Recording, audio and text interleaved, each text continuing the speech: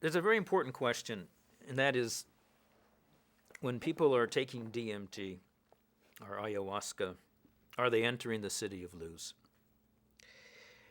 I believe they are. However, it is being done unconsciously because unless there is a map and a clear methodology, then one will just have a variety of different experiences.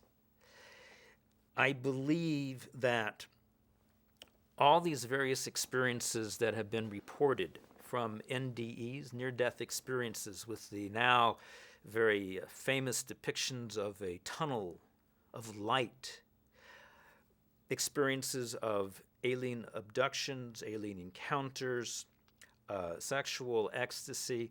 I believe all of these experiences, in fact, are fractals of the light of Luz.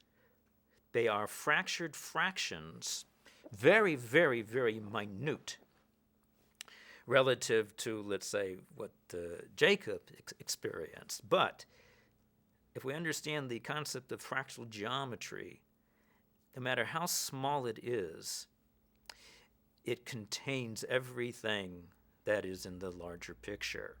And thus, that validates profoundly all these various experiences. Yet at the same time, I believe we have a responsibility to map out clearly where it is that we are going, how to take advantage of it, how to accelerate the process. This, once again, is a verse in Isaiah, Be'ita achishena, I, the divine, will accelerate it in its time. And I believe that the research and knowledge and speculation about the pineal body and DMT is in fact the hand of God that is interacting with our natural evolution to stimulate and accelerate the process of redemption of individual and of collective global enlightenment. Be'ita achishena, Isaiah says, in its time I will accelerate it, I will hasten it.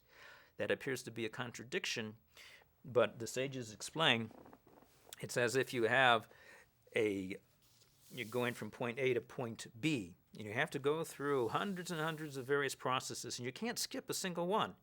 But what if we were to draw this line on a piece of cloth, and now we're going to take it and squeeze it together? You're still going to go through every single process, but the distance between each process is going to be highly accelerated. I believe that the research involving DMT is revelatory, although it appears to be a discovery from below. I believe that this is part of the prophetic process. This was, in effect, prophesized. This had to happen, along with all the other maps and models, metaphors that are spewing forth from science and technology. There's the usage of the thing itself.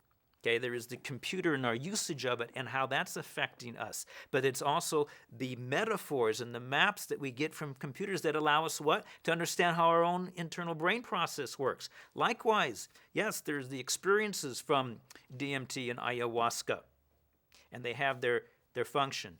But if we'll also look at what it enables us to see in the divine process, once again, as above, so below, as below, so above.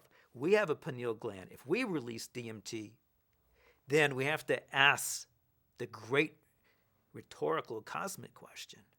What does it mean when the Godhead releases DMT? What is the pineal body in the Godhead? And the Kabbalah is revealing to us that the pineal body is actually the very edge of the higher dimension that is penetrating into our lower dimension, and it is located precisely in the middle of the brain, and its appearance, although small as the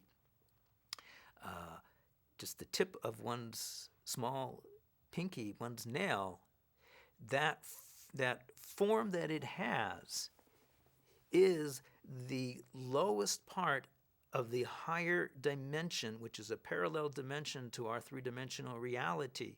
It is right there in the middle of our brain. What we are looking for out there is really in here. It is the doorway. It is the gate.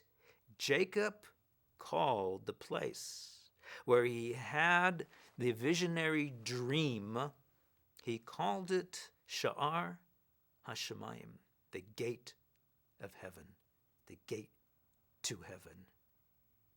That is the divine pineal body, which is literally the gateway. This is the tunnel that I believe is being experienced in near-death experiences. But since the individuals don't have a map of it, they don't know where they are and what they are, they can only describe it in terms that they are familiar with. This light at the end of the tunnel appears to be none other than the light emanating from the interdimensional city of Luz. Luz is a state of consciousness. Luz is a language. When one is in the city of Luz, Luz was also known as Kushta. It had another name called Kushta, which means in Aramaic truth. When one was in the city of Luz, one could never lie. One could only speak truth because it was pure consciousness. It was pure truth.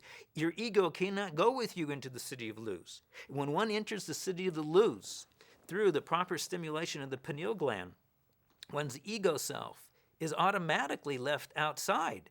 As the sages tell us, one never dies in the city of Luz. It's eternal. It's non-linear time. It's non-linear space. If one wants to die, one must go outside of the city of Luz. When we're outside, we're always falling out of the city of Luz. We're all trying to get to the city of Luz. That is every man's dream. That is our Shangri-La that we are all in search of, a state of true spirituality, of true consciousness, of absolute truth and eternity. This is the mystery of the city of Luz. This is the pineal gland. This is Peniel, the face of God.